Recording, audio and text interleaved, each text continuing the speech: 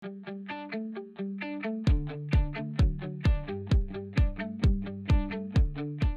this is Tamara Lackey for Adorama TV, and in this episode of reDefine, I speak with fine art wedding and portrait photographer J Pfister. We discuss how he uses light to dramatic effect by skillfully employing what he sees, and then he walks us through how exactly he builds a shot, light by light by light. Check it out. Adorama TV presents The reDefine Show with Tamara Lackey. Hi, Parker. Hey, Tamara, how are you? Hey, Parker. You doing well? I'm doing great. Good. I want to talk to you about your work. I'm really excited about this conversation because your work is good and it's inspiring and it's cool. Thanks. And you've kind of done this little hiatus kind of thing recently, right? I have. I took a little break. Yes. Why? It was a reset. I took a break. I should say I didn't take a break from working. I'm actually working more. Right. I took a break from sharing and from educating because I just felt like I always compare it to a lemming, you know, the suicidal animals that just go off a cliff and they just follow each other and that's all it is. And I was kind of on the outside of the herd, so I had a chance to veer off before I got to the cliff. And I wanted to make work and I wanted to have a message to share with other photographers that was honest and true to me. Mm-hmm. And so I could be honest and true to them.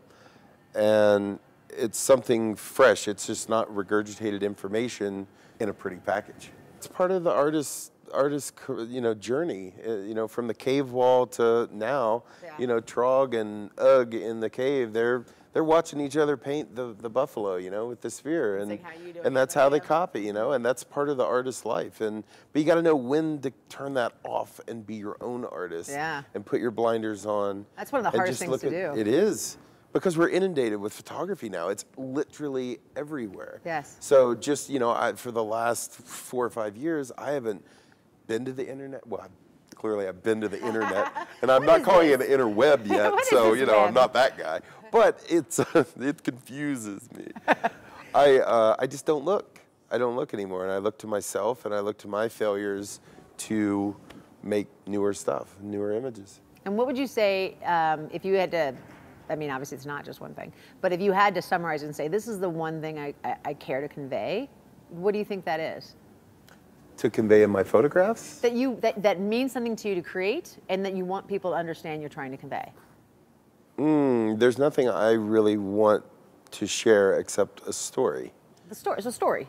But it's not the kind of story that most people think. It's like, oh, the story of the ring bearer, the story of this. The story is what I'm writing. It's mostly fiction, what I write. And so I just come up with these storylines and I make a photograph that's the representative, that's the personification of this story. And it's up to them to decide what they get out of it. It's how they read it. So walk me through that a little bit. You have a scene. Maybe give us a scene. Scene. So, for the last 2 years, I have been doing a series on angels, and especially this one particular angel, and it's her story from the very top of her existence to the very depths of her demise. Okay. And I create these little stories about her, like how she maybe went to the dark side and then how she uplifted out of that. And the final one, which isn't the final one, but the last one I did was 2 weeks ago. And it was the fraudulent angel. She's lost her wings. She has to wear these fake wings. And it's representative. I put it all in there. And I just wrote the story and kind of made the image feel that way, but then sent it out to 15 friends to get their perspective on it. Right. And what I got back was just amazing. And I shared it in my show this morning. And it was, you got to see everybody. Art's subjective. And it all read differently. Everybody read it completely different. But they all had a connection to it. They understood how that represented part of their life. And it represents all of us in a way. Right. And so I'm always creating these stories. And that's more my fine artwork. Yes. And then carrying that around and sharing that kind of storyline with portraits and weddings and things like that make it a little unique, I think. And this more conceptual work where you're writing the story and you're displaying, is that I'm the just director, personal project? Is that do you have an intention? I consider it my future. Your future. Yep. Right now it's a personal project. This is my future. I'm shooting more for gallerists, museums, things like that. I've had a couple wonderful interviews with curators. That's kind of the direction where it's going. Interesting. And is that going to be your sole direction, or in addition to still doing weddings? Because you have a strong wedding business too. Yeah, I'm a very small wedding business though. I'm very, I only do 10 weddings a year. So that affords me to do all the other things that I do. And I shoot 10 or 15 portraits a year, and that's about it. And you are a welcome guest to the Biltmore. Apparently you're the one person who's seen the back part of the Biltmore estate? I have. What is that exactly? It's just back there. It doesn't exist, actually. It doesn't exist? It doesn't exist. But it's about the same size as the part that does exist? It's this dimension, yeah, it is. That's fascinating. That's very interesting.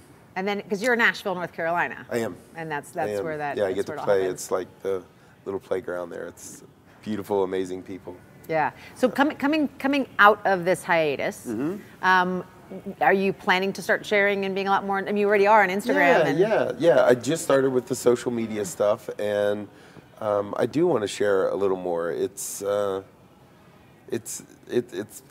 of the reset, and I'm getting used to it slowly, surely. Reset. That's funny. Yeah. It's like a new phase. It is a new phase. And you're doing workshops again? You said you're doing workshops again. Yep, I'll be announcing those in a couple weeks. And I've always done 2 a year. That's the one education that I kept going with. Right. That's the one thing I didn't give up, because it's more, it's personal, and I can really help somebody, I think, in 3 to 4 days. Yes. This year I probably got to plan on 3. I've gotten so much response to people wanting to do it, and I haven't set dates yet, so I'll probably do 3 this year, or maybe even 4, I don't know. Yeah. Can you, if people want to find out more about you, I know you're about to do something really cool, which is to walk through some of your images and tell us your thought process and how you created and all that sort of stuff. But before we go to that, can you tell us where people can find out more about you? Well, my website is parkerjphoto.com.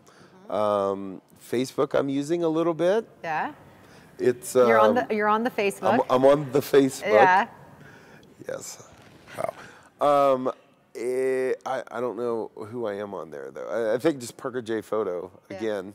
Okay. I guess. And then Instagram I seem to use more than anything, because I speak in images. That's my first language. This language usually doesn't come out. Although it's really working for you right now. Super. Yeah. Yeah. And Instagram is what? What's your username? Yeah, that's funny. Parker, I think it's Parker J Pfister. Perfect. Yeah. Okay. All right, great. So let's walk through some images. Okay. Well, this image is kind of representative of just how I see light a little bit differently. I know at the Biltmore Estate, since we've already discussed that, they have a policy. If it's 30% chance of rain, they're putting up a tent. Even if it doesn't rain and it clears up, you're shooting under a tent. And now we've got like 18 stops different between the bright sunny day, because it's always gorgeous outside, the bright sunny day outside, and now they have to stand underneath a tent, so they're in the shade. So either we bring a ginormous power pack to light everything, or we just expose on their faces and just let the background go where it is, and then try to bring back a little bit of that. Or we just see light a little differently. Get out of the mindset of you have to see all the detail, you have to do all that, and do an image a little differently. And it's the exact same scene, just seen differently and reacting differently to the light. And I think it's much more dramatic that way. That way, we've got the silhouette of the rings coming in, and it's just a whole different mood to the image. And I think it's much more powerful. We don't need to see the expression on the face. We can almost read it with just their silhouette profiles. And I think it makes it more interesting and, less obvious. And I'm always about the not so obvious. Then I've got this image. I think this demonstrates learning your lighting and really testing out different lighting scenarios and building your own particular style in lighting. For this particular image, I have an old Mole Richardson light, which is like this old Hollywood light that I've taken the grid off of and put a Nikon Speedlight SV900 in there, and so that's my first light coming through. So it's doing 2 things. It's giving a little bit of rim light to the model, And it's also saying, hey, I'm using this old, really cool light, which I'm really not. The reason I didn't use the light is because it's a 2,000 watt light. A little bit hot, and I'd have to bring everything up, and it's going to catch our model on fire. So then I introduced the second light, which brings the second little rim light around. So we're kind of building it up as we go here. So for the next light, it's the key light. So now we've got 3 lights going on. And then the 4th light we'll do in the background. I put a little red gel in there. The 5th light, I put another Nikon SB900 in the trunk. I didn't happen to have a red filter around, so I went into the dark room, took my safe light cover off, and put it over the SB900. So now we've got this really warm red light coming out of the trunk that she's stepping out of. And now for the, I think the 5th, 6th light, there's 2 grid spots going around, raking across the front, and that's lighting the lower half where the key light isn't, which is a beauty dish up above. And now we've also entered a little globe over here to give a little interest, and all we have to do is work on her pose, and we've got our shot, and that's straight out of camera, and there's no post done. So it's all within lighting. We give our images dimension. That's what photography is. Thanks so much, Parker, for that excellent walkthrough, and thank you for tuning in to reDefine Show. Don't forget to join me next time here on Adorama TV, and subscribe to Adorama TV for all kinds of excellent content by some of the most learned photographers in the field.